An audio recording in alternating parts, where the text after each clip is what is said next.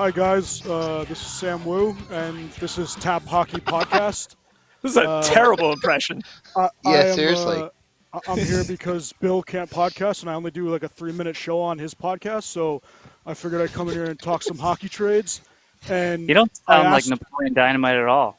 I asked for the Devils to get me a hamburger. Instead, they got me a Hamburglar. Andrew Hammond. That was terrible. Was terrible, the guy? So terrible. Is the guy, and I like to barbecue, and they totally ruined my hockey deadline. So, yeah. But yeah, listen. Do not insult a man. He came on and did literally did a 5-minute podcast. Said that Shesterkin was going to trade it for a 5th-round pick. It was not 5 minutes, okay? No, it was much less than that. Don't give us that much credit. It was like don't give us that much credit. Yeah, you guys did suck, but this is Hockey on Tap Podcast. This is episode 85. I am Bill Dean. I'm your host, as well as my 3 co-hosts, Shorts Guy, Schwim, and Little Steve. We're brought to you by Primetime Radio, courtesy of Sam and myself, and you can find us on Twitter, Instagram, Facebook, YouTube, Apple, and Google Podcasts. I didn't do whatever I did last time, Apple, Google, or whatever I used to say. Spotify and iHeartRadio. Please leave us a 5-star review if you would be so kind. What would I say? I did it like twice in a row. I can't remember what I did. You said Gapple or you Google or something? Google. Yeah. Or Google. Or Yapple or whatever. It's something wild. Please leave us a 5-star review if you'd be so kind. Boys, what are we drinking? Actually, Steve, what are you drinking, big guy? Oh, what am I drinking is right. In Not the fair. new That's what it is. spring variety pack. I don't know why it's spring, especially when it literally says summer on the can. But in the spring variety pack that Dogfish has released, they put in my favorite, probably, well, not counting 120 because that just doesn't count, Festina Peche. This was the first sour I've ever had way back in the day. It was so strange drinking sour beer for the first time that I didn't know what to think of it. And it has turned into, this beer is the best on a beach on a hot summer day, which it says on the can, even though it's a spring release. You can only find it in the variety pack, and they only contain 3, so that kind of stinks. It's my last ones, and I got to find like a bunch more variety packs. Melvin's knocking everything over here. What else is in the variety pack for the naysayer that's out there? Or the not naysayer, but the... it's a good variety pack. It has 60-minute Sequench and Namist. That's pretty good. 60 Solid. minutes, awesome. Sequench is one of the best they make. And Namaste is not my favorite, but yeah, they're all good light beers. I mean, they're like that could easily be a summer pack. In fact, I don't know what the summer pack is going to consist of now that Festina's in the spring pack, but I'm assuming it's going to be something similar, like, or maybe slightly mighty and something else. Also solid. Schwim. I'm going to enjoy this. I thought I'd switch it up this week and go with a little key lime corrosion by Cape May. This is all I have in my fridge. I still have 2 more. Third week in a row? Yeah, I think it's at least my 2nd or 3rd week in a row of doing this bad boy. But, can't go wrong. So why the hell not? No, you can't. Shorts guy? All right, this is the last of my bunch. I am celebrating a holiday from last week still. On a classic. Just a good real old Guinness. Even better, and no one's going to be able to see this. Try to put it up to the camera. It's got Shorts Guy etched in there. You probably can't see it from the Guinness factory itself. I don't see a damn thing. Yeah. We're going to have to take your word for it. Yeah, well, the glass of Shorts Guy etched on. I got it when I was in Dublin, so figure why not? I got one more. I'm trying to drink light because I haven't been feeling good the last couple days. Well, I just came back from vacation, but I didn't get any. Well, I had a couple Florida beers, pretty good, but I couldn't bring any back because our suitcase weighed 8,000 pounds, and this baby that I have next to me had about 7,900. Packed the baby in your suitcase? 7,950 pounds of crap. I don't know. That's a pretty efficient way to carry a baby. If you ask me. It is pretty fantastic. So I was not able. First bag check-in. That's true. So I was not able to get any beers from down south, even though there were a couple good ones. So I am going to go with one from my sister-in-law, who she brought it back from Portugal. This is made. Yeah, Portugal, in Faro, Portugal. And this is called, it's Algarve Rock. And it's called Third Rock from the Sun. It's a double dry hopped double IPA. Handoff. This is the hockey podcast, not the football one, okay? We're talking about football. Yeah, wait your turn. And it's in Portuguese or Spanish. I can't remember which one they speak. But are you for real? Not joking. I'm not even going to try it. I don't think you are. Double dry hopped. Yep, I don't know. Oh my God! I can't even. Steve, I'll have to text you this, and you can see if you can. Oh, here. Our Iberian collaboration to launch into the WIPA universe. Orange-infused double dry hop double IPA has both palate-pleasing bitterness. What is a WIPA? No, double dry hop double IPA. DIPA. Oh, I heard double WIPA. I heard. And a balanced, full-bodied malt. You guys suck. You're in charge of this damn podcast. I am. Well. Start off strong. So. You don't mispronounce hockey players anymore. Now it's words on beer cans. Now it's letters on double beer dry cans. hop. I said double dry hop, double IPA. I heard W. Well, double, like D, double IPA, double IPA. All right. It can sound like. All right, you guys. This is JA. We're here because it's a fantastic E-double-T. day to be a hockey fan. Trade deadline. Let's get to what's on tap for today's episode. Here's our weekly snapshot. Trades, and at first a whole lot of them. A whole there lot were some. of them. Yeah, we were worried for a little bit there that there weren't going to be very many, and it kind of picked up the end like it always does. I kind of want to get to some stuff from last week first, or do you want to go right away from the big stuff today? Last week. Well, because let's just go you guys today. Obviously just talked about one hypothetical trade which didn't come true because Sam sucks, and then you ended the episode. But it was an E7 though. It was an E7. It was like guaranteed. It was an E7. Yeah. Well, without considering the dates in which they were required, let's just analyze the trades that were made overall. All right. Okay. So deadline day, March 21st, monster deals. The last one to come in that I saw. Here, let's just go to one of the big ones. Max Domi goes to the Hurricanes. Along with Tyler Inamoto, a defenseman. The Blue Jackets get Aiden Shreshik.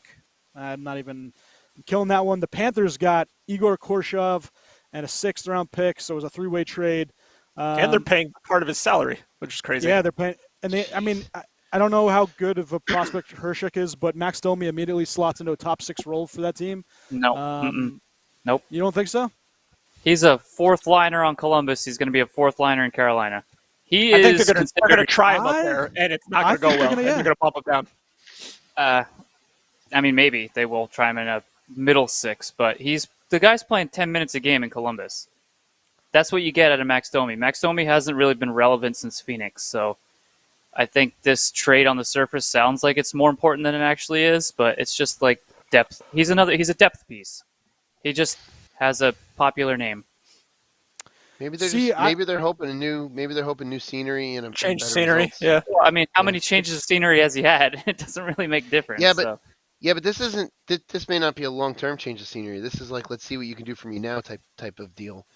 So if they're going to get a pop out of him, immediately, and into any kind of playoff run, it'll be worth it. But I don't know if this will be a long-term. Nobody has a lot of pieces moved, but. Carolina is the number one seed right now in the East, and I don't think a lot of people have a lot of confidence in that team being able to. Rangers. Everyone thinks Rangers can beat them. Everyone thinks Florida now and Tampa and Pittsburgh and all them are much better teams. So I don't know. I don't see them. They're not playing all that well right now anyway. And Domi, I have a feeling they're going to try him in like a top 6 role, and it is just not going to work. And he's going to end up getting bumped down. Yeah, there was talks about him playing right away with Trocheck and Martin Nakash on the second line. I'm not saying Domi is bad by any means. I'm saying that this trade is being made out to be larger than it is because I don't think he is as effective as people think that he is. They're still just remembering him from before when he was effective, and he's been consistently playing the 4th line. So that might be where he's supposed to be. I don't know. The biggest trade today was former Pittsburgh Penguin. Yes. Math. That was the biggest trade, hands down, today. Marc-Andre Fleury. Well, I was going to get to that Yeah. good stuff. Yeah. Knights dealt Evgeny Dodonov and a second-round pick for John Moore and Ryan Kessler to help their cap situation. We had kind of discussed this previous, putting Kessler on LTIR and kind of help out their stuff because they're expecting Mark Stone to play a couple games probably before he comes back. He'll be back. Minnesota Wild made monster trades today. They got well, first of all, they dealt Victor Rosk. You don't have to mention all of them. Nobody cares about that. Let's just get to. But it leads to the big one, which was Marc-Andre Fleury going to the Wild from Chicago, the Blackhawks, and I'm trying to get so many trades on here. They got a conditional 2022 draft pick, which is a second rounder that becomes a first if Minnesota reaches the Western Conference Finals and Fleury accounts for 4 or more wins in the first 2 rounds. I mean, it's a big upgrade for the Wild. At least I think so. I know that, Cam Talbot played I feel bad well. for Cam Talbot. That sucks for him. I well. thought I mean, not lately, but yeah, it's kind of like they're trading for Fleury. He's like, he knows now, like, okay, this guy's going to be running the show now. They make a big trade for him, and he's going to be taking a back seat to him. They're not going to do a 1A, 1B thing with them. There's no way. There's no way. Not at all. Yeah. Yeah. They're going to try. I mean, they're going to ease Fleury into it, but Fleury's going to be the guy. Definitely. But crunch time, it's him. Playoffs. Yeah. It's starting the playoffs for sure, but going into the playoffs, I'm sure they're going to give him a heavier workload. He's supposed to be, I think, at the game tonight, backing up. I think they said he was going to make it there in time, but not start. Mm-hmm. It's not too long of a journey from. Bill Guerin. He reunites with Bill Guerin. I mean, I understand why he chose to go. I mean, Minnesota, by no means, even with these trades, I don't think anybody would call them a favorite. But in the West at this point, still good. Yeah, anybody can come out of the West because Colorado likes to underachieve in the playoffs. Everybody would pick them normally, but anybody can come out of the West. Maybe Minnesota can. So you think teams were looking for goaltenders. Toronto. I'm assuming he didn't want to go there. Washington was curious. He nixed that trade. No way. But the connection with Bill Guerin, he played and won a cup with Bill Guerin, and then afterwards, Bill Guerin worked. He's assistant GM with Jim Rutherford for years. So there's the connection there. I mean, they have a great relationship. So I see it makes sense that he would waive his no trade clause to make a run. He said that he doesn't know how much more of a career he has left. So Minnesota's a decent team. The West obviously is kind of a crapshoot with who's going to come out. So why not, right? Yeah. So you said something, Steven, and I want to just add on to this a little bit. So you said the Colorado Avalanche, the way they've kind of faltered in the playoffs, are they a new type of Toronto Maple Leafs? Are they in that kind of category? I've been hinting at that for a couple weeks now, that if they're not careful, they're going to be lumped into that category. They've won playoff series, though. Toronto can't say that. They can't even get out of the first round. But, yeah, I mean, specifically the last 2 years, Colorado was, Tampa's won twice, but Colorado going in was, I think they were the number one favored and the number one as far as odds for betting to win the cup. And both times lost to their odds again this year, too. Far inferior teams. So, yeah, if they're not careful, like if we see something similar again this year, I mean, yeah, they're going to be – I think they're going to be – we're going to talk about them being lumped into the Toronto – of course, they don't have as long a drought as Toronto does for winning a cup, but as far as blowing it in the playoffs, I guess they can become categorized as the same with these all-star lineups that just underachieve in the playoffs. Sorry, Shorts, go with what you were going to say. Yeah, no, it is possible that they're bringing Fleury in to maybe be a locker room guy and keep with Cam Talbot for now, and then give it to Fleury if Talbot falters. Just to have that sense of security there. I was listening to some hockey talk on the way home, talking about Fleury being a great locker room guy. Potentially he's a great everything guy. Everybody loves him everywhere. Well, I completely agree with that. Mm-hmm. But Cam Talbot is was the number one until now. He went to the All-Star game. Potential. Yeah, He's an all-star. and now they bring in Fleury, so you got to assume that Cam Talbot will probably still be their number one, but he's got someone to push him to keep him and maybe not let him get complacent, but also have that backup plan if things go wrong, because we're talking about the Avalanche and they can't do anything right to win like they should. But now you have two stellar goaltenders to where if one has an off night and the other one kind of picks it up and runs with it, well, there you go. There's your backup plan. So, they and Fleury must have looked at whatever options that were coming his way too. And aside from the Bill Guerin connection, maybe he saw this as his best chance to win it this year, and to actually have a say in it as well. A place that he can go to, potentially get games in the playoff run. And have his best chance to win at the same time, because I don't think he wants to win another cup. And he stays in the Central Division. Mm-hmm. Stays in Central Division. He stays close to his family, because I heard his family was staying back in Chicago as of now. So he's close to his family. He's on a team that has potential to do well. I don't want to say that they have the potential to win right yet, but they have the potential to do well. And, they could make a run. He kind of has. They could absolutely make a run. So he kind of has the best of both worlds, where he stands by going to Minnesota right now. I also, on top of that, George guy, I think this is also a scenario in which he would feel comfortable signing. So if they're going to offer him something in this offseason, I think the familiarity with Guerin, with the GM, and not too well. They basically have been in Chicago for like a cup of coffee at this point. But if he's going to sign, because he's going to be highly sought after. And I think possibly at the same time, I think maybe he considers Minnesota a place that he'll stay and sign if they offer him something. Also, depending on what happens with Pittsburgh, because he wants to go back there. But I would love to see him go back to Pittsburgh. Love that. Yeah, that would be good. Finish his career there. That would be amazing. Yeah, I think that would be amazing. I agree. Poor former New York Ranger great Cam Talbot. Panthers. The Wild also made a bunch of other moves. They got Nick Delorier for a third. They got sorry, I'm going through the list real fast. They traded Kaapo Kähkönen to obviously make room for Marc-Andre Fleury. They also got Tyson Jost from Avs, and they dealt Nico Sturm for him. They made a bunch of moves. They probably made the most of anybody this trade deadline, and they've definitely made themselves better. Guerin's done a lot to try to improve his squad. Jacob Middleton they added. They did trade Jamie McBain for a second-round pick, so they got picks on top of getting some of these good players to make a good run. So props to them.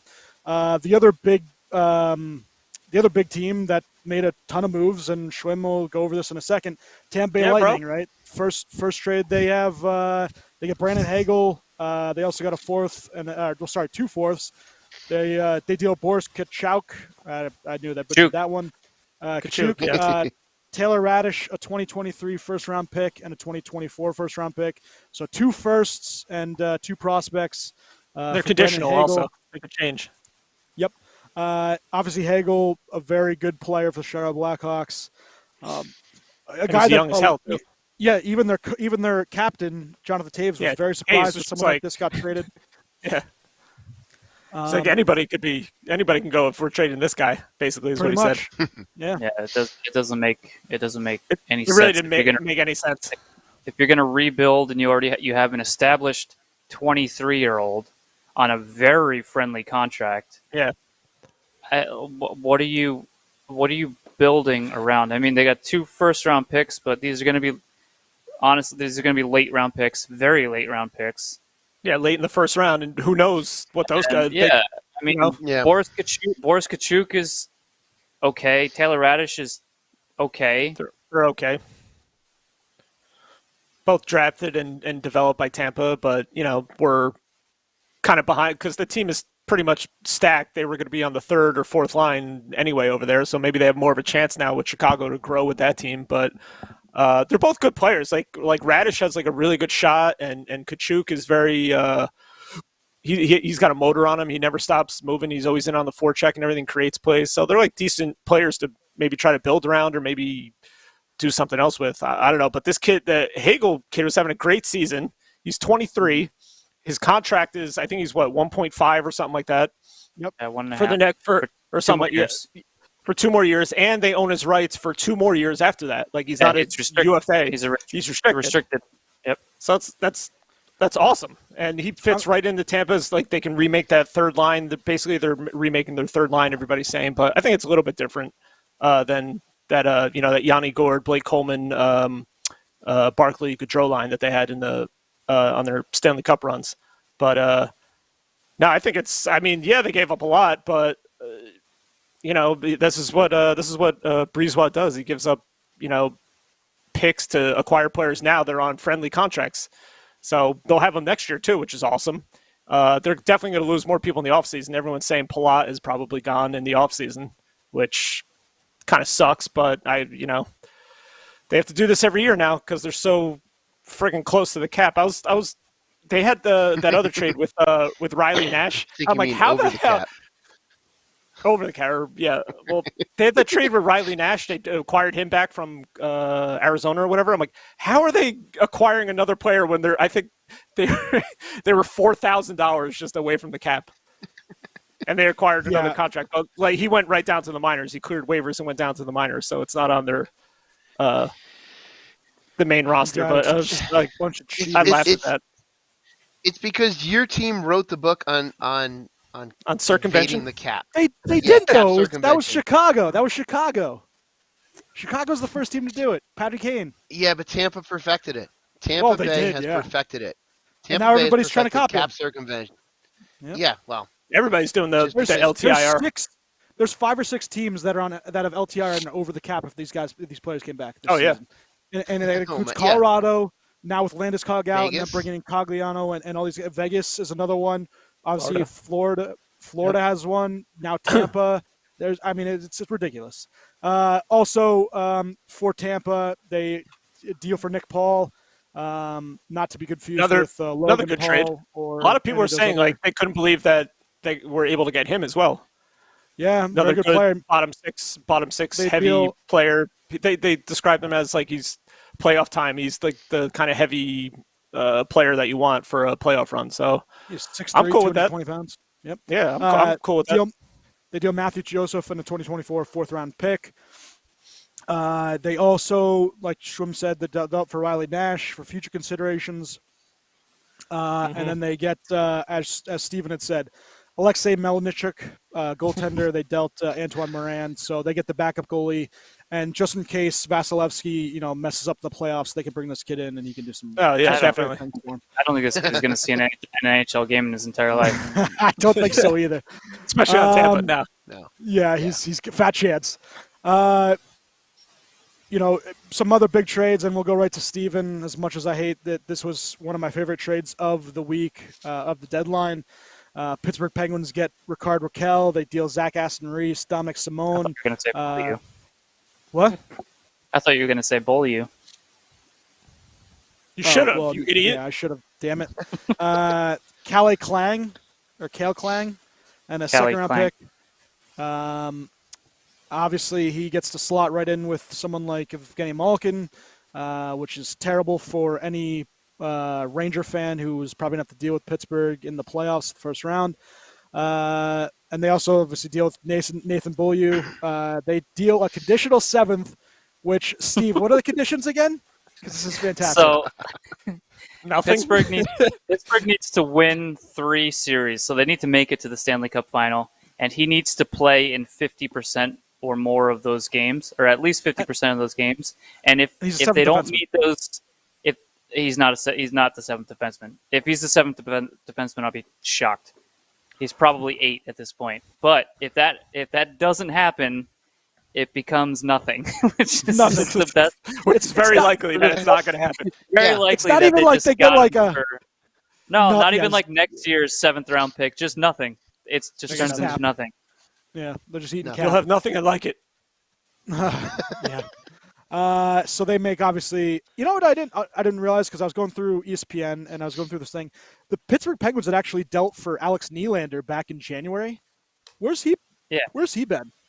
He's doing he's doing very well in Wilkes-Barre. I mean, former first-round pick, and plenty of talent. I would have figured that someone like him could, that's a great place for an organization to pick up a guy that has been, kind of falling on hard times. But yeah, I saw that, so I was pretty impressed. Shorts guy, would you like to talk about New Jersey's trades? Trade? You mean trade? Trade? Well, trade. I mean, outside of the December 15th John Gillies for future considerations, they make a whopper of a trade, as I referenced in the beginning. Andrew Hammond, the Hamburglar. They deal Nate Schnarr. Shorts guy, who is Nate Schnarr? Should Devils fans be upset? I don't even know. I don't know. It's a great name, though. It is a great name. I think instead of talking about this transaction, you talk about the ones that didn't happen and why, or why you think that all of these guys that should have probably left didn't. Okay, so we'll start with the big obvious. Subban, probably because no one wanted his contract, or the Devils were probably not willing to eat up a percentage of his contract that everyone was asking for. They should be able to, though, right? They should be able to eat 50% of that, because now they're still stuck with 100% of it. Yeah, the Rangers would have taken that for like nothing. In exchange for Shesterkin, whatever. 50% of that salary is still a lot of money. So that still could be the issue. What does he make a year? That's a lot of money. Make 9, right? 9 something. Yeah, it's 9. Yeah, so he's still you eat 50% of that. You're still $4.5 million coming over for a guy that's playing the bottom 6. It's a lot. Yeah, it's a lot, and it's money that can go elsewhere. Now, you're paying $9 million now, but that doesn't mean that maybe you can get him to restructure that contract at some point. But also maybe they can get something better in the offseason. Well, yeah, and that's the other thing too. It's like I doubt it. He doesn't. He's done. He's a UFA. Well, then maybe they're just going to let him walk instead of. He's a UFA. I thought he doesn't have. Hold on. No, I have to look. He's a UFA, and they've already said that they're not going to re-sign him. So it was just like so obvious that they're going to trade him for like even a 6th round pick is something. It's probably going to end up being nothing, but it's something, right? But yeah, the salary. I think that I don't know how the whole thing works with trading to retaining 50%, because I know Tampa did something like this similar last year. The guy went through 2 different teams, so like the original team retained 50%. Oh yeah, I remember that. That next team retained another 50%, which is like 25%. Yeah, I mean, you would have to find that other team basically, because you'd have to, for a team to be interested in Subban as a rental, his cap hit would probably have to be somewhere around 2 or less million. See, that's why I don't understand. That's probably why it was so difficult, and that's probably why he's still there. They have so much cap room anyway that like they probably figured like it's not that big of a deal if we don't. They're not like up against the cap at all. They're one of the teams that has a ton of room. Maybe they like him in the room. Let's be honest. If they were going to trade, if a partner to trade for him, it was going to be something like maybe a 5th. I say 5th round pick tops, and it's probably a 5th round pick in 2024, which is what everybody liked to trade. Everybody's doing 2 years from now. So it was probably going to be something almost entirely useless. I mean, maybe you find a diamond in the rough with one of these picks, but yeah, I mean, you were just going to get something for the sake of getting something, but in the end, it doesn't really matter. No. Well, it's something ridiculous, and everyone was saying, no, we're not going to do that. They couldn't find a match with anybody because maybe they were asking for too much. Who knows? I think it comes down to salary. I think it all has to come down to salary. That's definitely the biggest. It's got to be. It's got to be. Yeah. It's like, at that point you're eating half of that salary and getting nothing out of it. If you're not going to sign him, and if you're going to get a useless 5th, 6th, 7th round pick, whatever, why get a 5th round pick and pay $4.5 million at the same time, and you can just play out the season, keep him here for the season, do what we can at the end, by the end of the year, and move on, or maybe even potentially, I mean, weird things happen. Maybe they found a potential partner to do a sign and trade somewhere at free agency. Maybe there's something that can go on there. It's probably highly unlikely. I doubt it. Yeah, I think he just goes right to free agency, and that's it. Can he still be But then traded again- once the season's over? He can be traded. His no. right. I believe so. Right? No, not for UFA. Not for UFA. Only RFAs. No, Only UFA. RFAs. You can Be traded before July 1st? You can trade them, and then there's like a grace period in which you can sign them before anybody else can. Like that is something that can happen. But even those circumstances like that, I mean, even those draft picks are even way less because it's like you see guys that are they're going to free agency. We know it for a fact. So guys will just trade them to this team for like a 6th-round pick just to get something, just for the sake of getting something, and you're not just letting them walk for nothing. So I can't imagine any of that happens. If it didn't happen now, it's not going to happen then, and it's just going to be he's going to go to free agency, and we're going to see where he goes from there. But I think I want to know. So I'm gonna.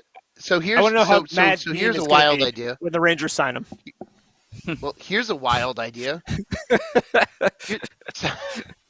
So here's a wild idea. He's 32. He's at the end of his contract, making $9 million a year. He's obviously not going to get $9 million wherever he goes next. Not even close. No. I hope not. Christ. So why the hell can he not re-sign here, restructured for less? For cheap. I mean, he could, but they already said they're not bringing him back. Well, they're saying that now, maybe trying to entice people to want to trade for him, but hey, you never know. Weird things happen, but it just I'd rather not eat a contract for nothing if we can get something to. I don't know. Maybe they like him in the locker room. Maybe he likes being here. Maybe he wants to see out the contract. Maybe they had no potential suitor, but that's what looking at Devils social media groups is just like everyone's like losing their mind. Everyone's losing their mind that Severson wasn't traded, which I spoke to someone. Severson and Zaka, I would have thought you guys could get. What about Vesey? Yeah. No, VC stinks. You get like a 6th-round pick for VC. Yeah, we're not going to get anything from him. It's messy. But someone I spoke to over the weekend has heard that Severson's potentially looking to now re-sign with us. Someone that and this came from someone that I would trust to have kind of an inside feel of it. He's So still that got one more potential's year. there. Yeah, but maybe looking to re-sign long term. Yeah. I think I could see that happening, or maybe doing a bridge deal or And something that's like fine. that. And that's fine. But really, what I'm more happy with that we were not massive sellers today. That means that there's got to be something that they see that's positive, that they have plans to do something to improve the team in the summer. We're not dumping players for picks. Maybe we're beyond that. Maybe we've in this rebuild that they've progressed to that point where you're going to keep it around. What I don't understand is bringing in yet another veteran goalie. So this will be the 3rd attempt at a veteran goalie. I guess if you want to call the hamburger with that, he's 34. And not good. Yeah. I don't know why they brought him in. I really don't most know. importantly. I don't know. I couldn't. It made no sense to me. It's like, why another goalie? What did they trade for him? They traded a center. player or Yeah, some just age, some yeah. player. Forward, yeah, That's the some kid I just said. prospect. There was no Nate pick? Schnarr. Nate Schnarr. Schnarr, Schnarr. that's it. That's How do you it, trade right, Nate player Schnarr? swap. How do you do that? I don't Also- know. It made no sense to me. Former New Jersey Devil Scott Wedgwood was traded to the Stars, Yeah, who also added yeah. another Fourth goal. overall pick. 4th-round pick. For Fourth pick. round. Yeah, 'cause- Not, Fourth round. That's what I meant. Fourth round. Fourth overall, that'd be yeah, sweet. and we let him go on waivers. yep. And well, actually, Scott Wedgwood, former New Jersey Devil and golfing partner of our good friend Brownie. Oh, nice. Oh, very yeah. nice. You guys didn't know I that? do remember that. No, I I remember didn't know that story. I didn't know Yeah. so Yeah, Brownie's played golf with him a couple times. pretty cool. All right, so back to the trade front. Colorado Avalanche, another team that made monster moves this week. In the span of 6 days, they added 6 players. They got Josh Manson in a monster trade with the Ducks. They gave up Drew Hellison, 2023 second-round pick. Manson, I don't know if you guys saw the press conference with Manson after the first game he played, but he kept saying how every time Cale Makar would come off the ice, he'd say, good play, good play, good play. And he's like, man, this is tiring. He's like, I have to pick my spots on when to say good play to the kid because that's all he does is make good plays. Josh Manson, a pretty good presser. They also had Nico Sturm. We talked about the Wild trade with Tyson Jost. They then make it a bunch of deals today. They get Andrew Cogliano for a 5th-round pick from the Sharks. They get Arturi Lehkonen, who I really wanted for the Rangers. They get him for Justin Barron, defensive prospect, and 2024 second-round pick. I thought Lehkonen would go for at least a first, so I think them and the Raquel trade were 2 trades that I thought were a little underwhelming on the return side. So the Raquel trade is literally like, we'll trade you our worst players for your good player, and then it just happened. It's literally like a Madden trade. Yeah. Yeah, maybe because all the players that went before, they figured we need to get something for them. I don't know. There was and not to go on a tangent here about somebody we already talked about with Raquel, but there was multiple teams in on him, and somehow Rangers talked about for first. Rangers the Rangers were very much involved, and I don't know what they offered that this Pittsburgh package was better. Supposedly, they really like Callie Klang, and he was drafted not this past draft, the one before, and he's playing over in Sweden. He's doing okay. He's just kind of floating around. He's not like a top prospect by any means anywhere. So maybe in 5 years he can make an impact in the NHL, but that's just I don't know. That's wild. That's literally all they got was a 2nd-round pick because Aston Reese and Simone are the 2 worst players on the team. So it just saved them cap space, and they ate another 35% of Raquel's contract. I don't know. I think it was one more thing on that Devils trade. Andrew Hammond's on IR. Nice. I just looked at it. Like, what is the point of this? The guy's on IR. He's hurt. Oh, they're trying to circumvent the cap. I don't know what they're trying to do. I bet they're making a big splash. Yeah, for what? On the second trade deadline tomorrow. Yeah. He'll come back when the playoffs start. I didn't even all right, there's a couple other big deals. What the hell? There's a couple other big deals, but I will get to doing. I will get to the 4th team on our trade bonanza. We already went through Lightning. We went through the Devils and the Pens. So here come the Rangers. In 4 days. Yeah. That boo is because Schwim just got swept in the season series 3-0. New York Rangers on. Yeah, I hope we play in the playoffs. I hope we play. I hope so. I hope so too. I can't wait. This way, when we take you down, you cry.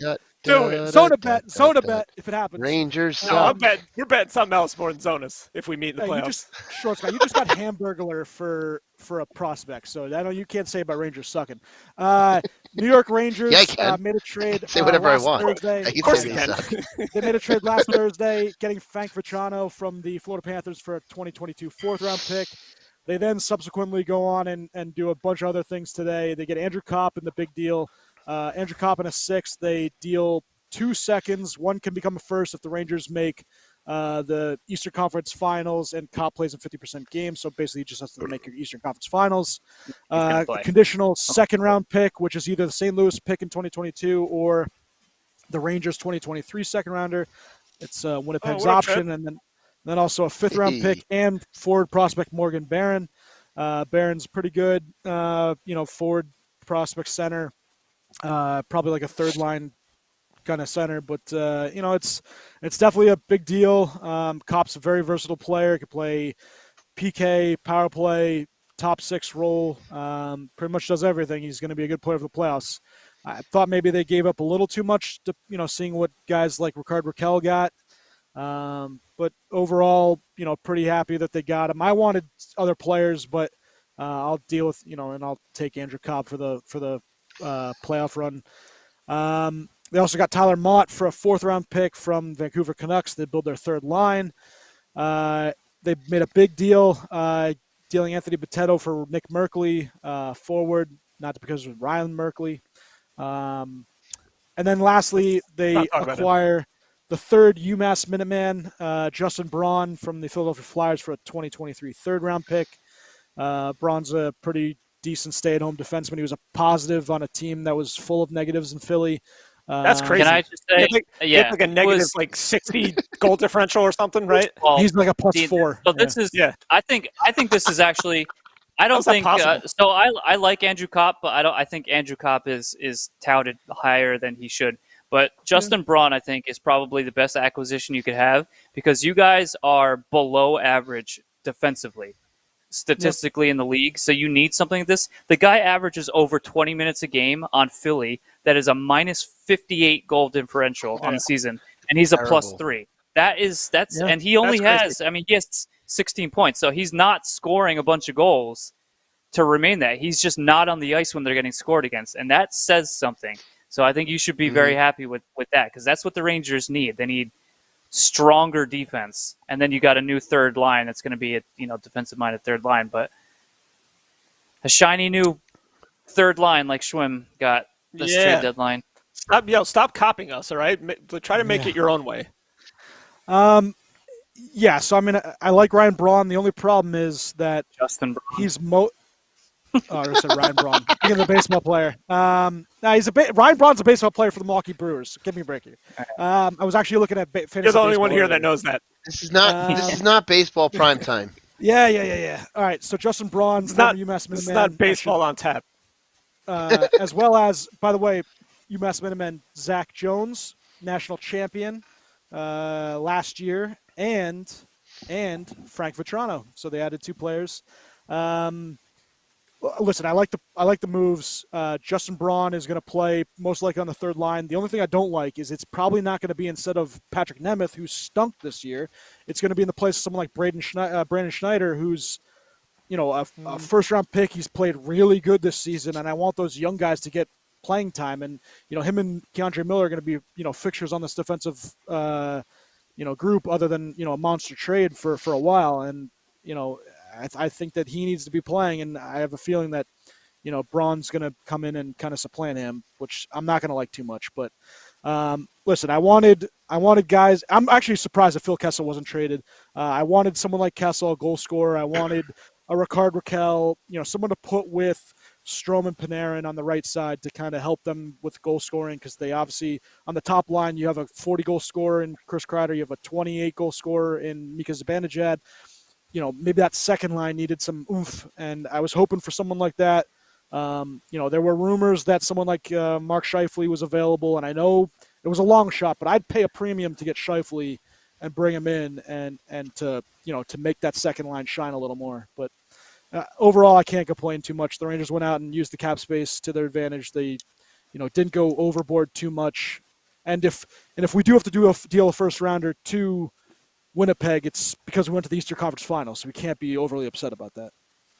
Yeah, the trades were good, and we talked about this too. I think obviously Kopp, Mott, and Braun are all good players, but they didn't address secondary scoring, which they need.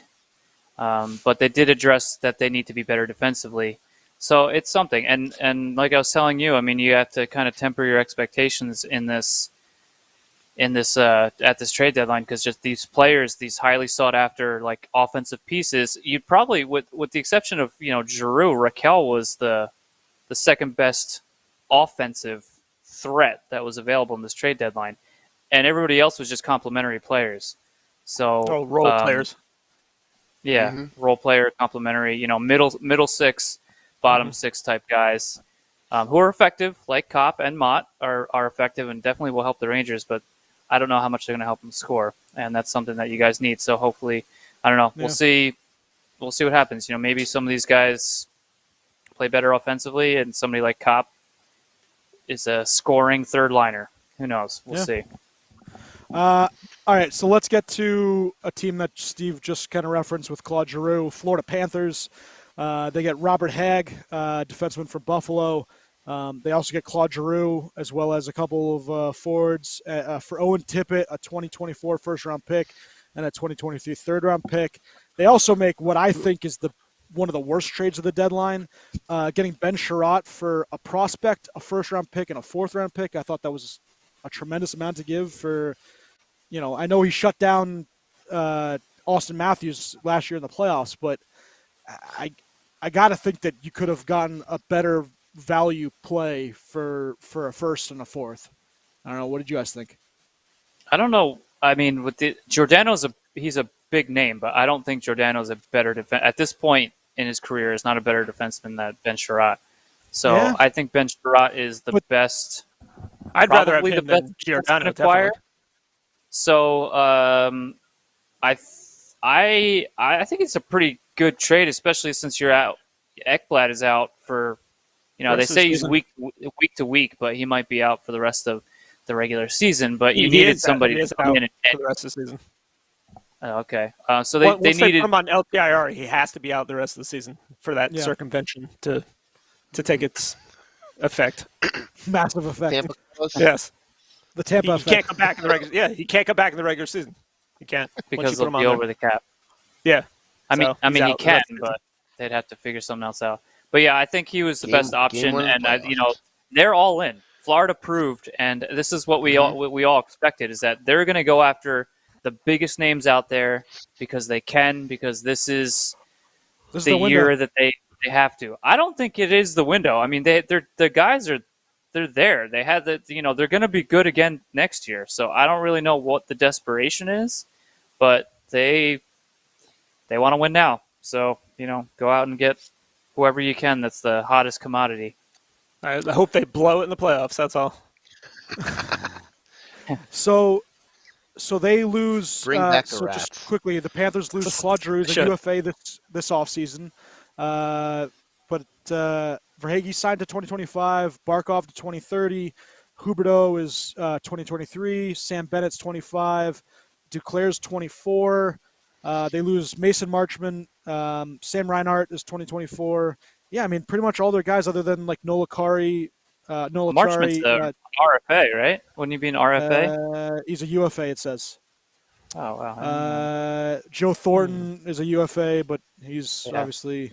I forgot he was still in the league. Yeah, no, he's technically on their fourth line. And then Anton Lundell, who has been fantastic for them. He was actually a healthy scratch last game, but he's got 38 points in 52 games in his rookie season. He's been fantastic. This team's awesome. I mean, you have Sherratt now, you have Mackenzie Weegar, you'll get back Ekblad, Gustav. Yeah, Weegar and Ekblad are locked up. Weegar and Ekblad are locked up, right? And now you have Sherratt's not a rental, right? He's got term. Signed. He's a UFA. He's a UFA. He's a UFA. So they got both are rentals. Wow. Okay. Yeah. Yeah, it's a hefty price for rentals, but yeah, they must have some belief they can do it now. Yeah, their defense still don't think is good enough. I don't know. Maybe not. I mean, they can. They certainly can. Their team is so deep. You can't shut down one single line because they have three legitimate scoring lines. They're gonna be. I mean, there's so many. The East is. It's kind of similar to the West, except it's like everybody expects Colorado to win, but then they always blow it, so you never know who's going to come out of it. But the East is just like anybody can beat anybody. Mm-hmm. Yeah, any one of those teams could easily make it to the Stanley Cup final. Yeah, and if they could, and if for instance one of the wild card teams, if they upset at this point, I think Washington is like the only one I would think would be an upset. But like if a wild card team upsets a high seeded team, like no one's going to be that surprised because the wild card teams are also very strong. Yeah, it's still amazing to think that one of Tampa, Florida, and Toronto will not make it past round one. That's most likely, insane thing to think. Unless Boston it's Boston. as well. Unless Boston comes up Toronto and takes over Toronto or Tampa or somebody, Yeah. I can tell you who my guess is not making it past round one would be out of Tampa, Florida, or Toronto. Yeah. it starts with a T. Yeah. I know that. Yes. Oh, Tampa? I didn't say that. All right, just a couple other trades, big trades. Mark Giordano, Steve referenced to the Maple Leafs. They got the defenseman to play. Also, Colin Blackwell, former New York Ranger. Back with Brody. TJ Brody and Mark Giordano back to you. Yep. They get a 2022. Kraken get 2 seconds and a third. Pretty good deal for them. Travis Dermott was then traded from the Maple Leafs to the Canucks for a third. Let's see some other decent deals. I saw something that the Kraken have like 36 picks in the next 3 drafts or something like that. Yes, it's like absurd. It's ridiculous It's the amount of picks they absurd. have in the next drafts coming up. They are loaded, and it's good that they needed that, right? Like they needed that badly. The Boston Anaheim trade, which sucks because then he was signed to a long-term extension. But Hampus Lindholm, as well as Cody Curran, the Ducks get a first, first 2 seconds. Urho Vakanainen and John Moore, who was then subsequently traded. But Bruins then signed him to a 6-year extension. He actually brought a pretty decent cap hit. I think it was about $6.5 million. But yeah, Hampus Lindholm, a very good shutdown defenseman, and he's going to pair with Charlie McAvoy, and that's a very good. The Boston Bruins are a very good team, and they're moving up. In this in my rankings, I really think that they have the talent and stuff to go pretty far. They also dealt for Josh Brown, another defenseman, and gave up a 5th and Zach Senshin. He was a first-round pick. I think he was one of those 3 first-round picks they had in a row. And so apparently, DeBrusk still wants to be traded, even though he signed his trade. Yeah, he still apparently wants to be traded. So we'll see. That would be the last piece, right? Yeah. He is because the other one's already gone, and the one that got traded today. Wasn't it like who was the other one? Wasn't it Zaboral or something like that? Oh, Zaboral was also. Yeah, so that's from the 3 firsts. Yep, in a row, and nobody knew what the hell they were doing. Yep. Stars got Nemesnikov. Oilers get Derek Brassard. Former just minimal. Former New York Ranger. Losers of the day, in my book. Yeah, they didn't do very well. The Blues get Nicoletti for Oskar Sundqvist, which was a 2nd-round pick. And a 2nd-round pick. That trade was nuts to me when I first heard that one. That was a bad one. They got they got all that for Nicoletti. I think they got somebody else too. Then they get a prospect also. Yeah, they got a prospect. Yeah, I never heard of that. Yeah, for Nicoletti. Yeah, he's a rental. Yep. Jesus Christ. So if he resigns, it's probably worth it. But I really like Oskar Sundqvist, so I don't know. Yeah. I don't know about that. And you get a 2nd-round pick. I think it's a pretty damn good haul for friggin' Nicoletti. Yeah, he's not on Chicago anymore. Calm down, Come on. Yeah. We got to play Sundqvist, or we got to see Sundqvist play when we went to the Islanders game, and he looked pretty good. He's a solid player. Yeah, very good. Calgary Flames got Kalle Yarncroc for a 2nd, a 3rd, and a 7th. We talked about Sherrod. He's Lindholm's cousin, right? Did I get that correct? He's Hampus Lindholm's cousin. Yep. Yeah, that's crazy. Didn't know that. Interesting. Yeah, just a pretty good deadline. We were pretty excited as NHL fans. Usually you get into this and you can kind of see where teams get a little scared and don't make moves, and it kind of gets into a dud. But I thought it was pretty decent. You also saw Kotkaniemi from the Carolina Hurricanes get an extension, 8 years. I think it was $4.5 million per. A couple other guys got extensions as well. We talked about DeBrusk. Some other quick news before we head out of here. Tomas Hertl got an 8-year extension as well. A lot of people were up in arms as San Jose fans saying, another 8-year contract that loads them into the late 30s. But what it really does is it changes the contract, for the market for forwards. You have guys like Johnny Gaudreau, Philip Forsberg, Nazem Kadri, JT Miller, all coming up on contract extensions, and now it kind of shows you where these players are going to get in terms of value for contracts. They're also talking about a market of Vlasic buyout. Gretzky. That makes sense. So Ovechkin tied Gretzky for the most 40-goal seasons in NHL history, with 12 seasons of 40 goals or more. We talked about Ekblad being out. And then we obviously have touched base on everything else. You guys have anything you want to hit up before we head out? No. What team do you think did the best in the trade deadline or the trade season? Probably Florida. probably Florida because they got the biggest pieces. And they addressed their needs by getting the biggest pieces, so they probably win. I really like Tampa and what they did. They paid a hefty price for it, but good acquisitions. And what they were missing, and what we brought up, Strum wasn't even. I think you were in Florida for this for that podcast, saying that they need that third line that they lost in these 2 cup runs. Yeah. They needed something similar, and I think they created something pretty good and pretty similar to. Yeah, not quite as their fourth line was outperforming their third line. All those kids that they traded, basically. Yeah, the third line was like a black hole. But Hagel, and so I like that. I do like Pittsburgh's trade just basically because they really gave up nothing for either player. And they needed good, I thought. depth scoring. Minnesota's was also really good. Colorado also very good. That's my pick is Colorado with Cogliano. Yeah, it's hard to Lehkonen. Lehkonen is such a great acquisition for them, especially in the playoffs. We all saw how great he was. He scored the overtime goal right to eliminate Toronto. It's time to the finals. Yep. Yeah, so he's what Colorado needs. So I think Josh Manson is a beast. It's harder. There's so many teams did very well. There's a couple teams that were just kind of like, I think Edmonton, of course. Awful. Yeah, bad. What else is there to say about Edmonton? They didn't address a single thing that they needed, and then they decided that Derek Brassard was going to be the guy that would get them through this. So I don't know. I don't know what they're doing. I don't know. And also, Washington. An under the radar.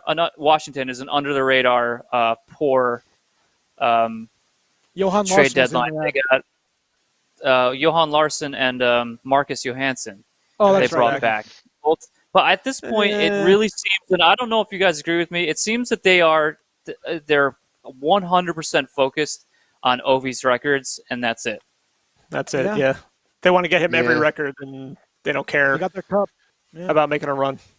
So, and if they do, they do. It's like, it's whatever. They're another team that has needs, and I don't even know. I mean, I'm sure they put some effort in, but it didn't really seem like they were involved in a whole lot. But, I would say that, teams like that. But it is I think this was one of the strongest trade deadlines for not seeing so many like big names, and there were a lot of big names out there that didn't move, but so many teams improved. So many.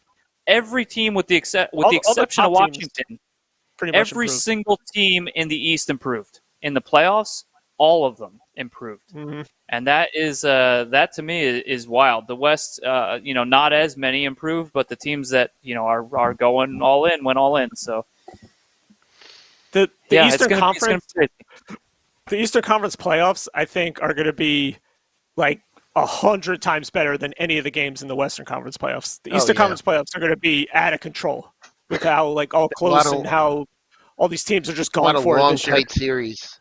It's good. Every series is going to be like 6 or 7 games. And the West is going to be garbage compared to the East. Which could benefit a Western Conference team if all these Eastern Conference teams are going to go long, kicking the shit out of each other. Yeah. Although so that by the time history the finals hasn't rolls really. around, I mean, well, granted. No, I mean like the East is just we were talking I think 2 weeks ago. The East is just consistently winning the cup over the last but take away the LA Chicago run where it was just them rotating every other year. It's been the East teams, and then you throw St. Louis in the middle of that. But Penguins back to back, Tampa back to back, Washington, and you throw St. Louis in there. That's a lot of East, and 2 of those teams went back to back, so that's a lot of hockey. Granted, Tampa's picking the right time to go back to back because both were shortened seasons, so they didn't have the grueling marathon of going back to back, which I think gives them more of an opportunity to go 3 in a row now because they don't still have some legs. But it's gonna be I'm looking forward to the postseason. It's gonna be an awesome postseason this year. Yeah, it's gonna be really great. And just quickly, every series is gonna be awesome. Names that didn't get dealt. I mentioned Jacob Chikrin. There'll be a big market for him in the offseason. And it's actually good that a team like Boston didn't get him. I'm a fan. I don't like Boston, but I was really expecting them to get him. You also have Jeff Petrie, who did not get dealt. John Klingberg, although the Dallas Stars look like they're going to try to, obviously they're in a playoff hunt, so we're going to try to deal him. Yeah, keep we talked about Phil Kessel. I guess he's going to enjoy the Arizona hot dogs. He also just had a baby too. That has probably a lot to do with it. Yeah. I mean, I don't think he really had a choice. He was ready. He was ready to go. His salary cap was 100% the reason why he didn't go. But see, the Rangers could have taken someone like that, ate his entire contract, and dealt like a 4th-round pick for him, and I would have been, I guess, a little. I still like Andrew Kopp, but it wouldn't have been nearly as expensive. I don't see Kessel fitting with the Rangers though. I don't know why. I just don't see him. You don't think him with Strome and Panarin on like the rush? I think it's just his face. Every time I see his face, it's just like I don't like you. Is there anything he can do to change that? No, just something about your face. Yeah. Alex Georgiev from the Rangers. He'll probably be an off-season trade. I hope he goes somewhere and is a starter because he was phenomenal in the friggin' Carolina game. The one thing about Rangers goaltenders is that Benoit Allaire can develop players, goalies, and he's very good at it. And there's been numerous goaltenders that they've traded and they've gone on to flourish other places where they weren't really a known name. And that's, from Cam Talbot to the guy that's, damn it, he's backing up Freddie Anderson in Carolina. Raanta, thank you. But they have a whole bunch of names. Also, not dealt, former Ranger JT Miller. He stays with the Canucks. They're looking to make him. They're only 4 points out, though, I think. So, I don't know why they were talking about trading all their players. It didn't make any sense. True. Yeah, there was no way. They were too close. We talked about. We talked about Jake DeBrusk, who still wants to trade, but he got an extension. And then. There's going to be names. Jonas Korpisalo was a name that was out there. Sorry to interrupt you, but Edmonton, that could easily have been a goaltender you went after. He's 26 or 27 or whatever. How do you easily you could? I mean, the goalie market was like Craig Anderson, Thomas Greiss, Korpisalo, and a bunch of other old guys. Korpisalo would have been there. Yeah, but I don't think Varlamov. Korpisalo would have been a great pickup for them. Varlamov already did he say no to there or Toronto? He said no to someone. I can't remember who it was. I think it was Edmonton. I think he said no to Edmonton. So that wasn't even an option. Ice and Fleury was the same. And I'm adding last but not least, the New York Islanders making 2 big moves. They re-sign Cal Clutterbuck to 2-year extra contract, and they re-sign Zach Parise for a year. And they didn't even trade Andy Green or Zdeno Chara, who were pending UFAs. So good job, Islanders. I don't think nobody wants them. You don't think someone like Toronto would take Chara for a late round pick and just see what they can do? Toronto, no. Only a bottom team I think would have taken a trade for them for peanuts, and as like a 7th they're defenseman. not going to do it. And I wonder if he had. Or at least was honored in asking where he wants to go if he didn't really feel like going. Probably. This guy's 45, 46. He's probably going to retire anyway. Yeah, so I don't know. Nah. Man, I keep looking at the stupid Pittsburgh Penguins' future top 6, and it's not happy. Just not it's happy. Good. Yeah, when healthy. Big if. Yeah. If. Man. It's going to be all the teams in the East. That playoff matchup's going to suck. Me and Steve are going to be like ripping our hearts out. Yeah. If any of our teams play each other, I'm not talking to any of you. I don't want to look at any. It's pretty much that means you're going to talk to me no matter what. Penguins. I'm going to only talk to Shorts Guy. Well, all 3 of us can talk through Shorts Guy. That's what I'm saying. If I made anything to say to you, Shorts Guy is going to be my mediator. That's great. I just want to have a nice glass of gravy like I do every morning. All right. Anything else you guys want to add? We're getting out of here. Let's get that ladder. I got to pee. Let's get out of here. Hit. I got dishes to do. Oh, boy. Again? Wow. God. This guy. Oh, there it is. I told Sam this button's not working, but Third Rock from the Sun, double dry hop from Portugal, 375. There you go, guy. Good one. I'm just going to reiterate that this is my favorite. I don't need to give it a score. It's a beast. 4.0 S guy. Tell Steven and There you Dean go. 4.0. I don't want to talk to him. 4.0 from Schwim. Thank you. And I'm going to give my Guinness, I'm going to give it a wrong way. 3. I'd give it Yeah. a 5 if it was from Guinness in Ireland. No, Oh, but yeah, it's if it not. was- Ireland. If it was Not on at all draft, it would be entertaining. rated higher. Draft is so much. Schwim. This is how boring we've been. Yeah. Melvin's actually Yeah. asleep. Wow. Shrimp, I'm take done. a I'm hit. sleeping by the heater, so. In the words of Homer Simpson and Regard.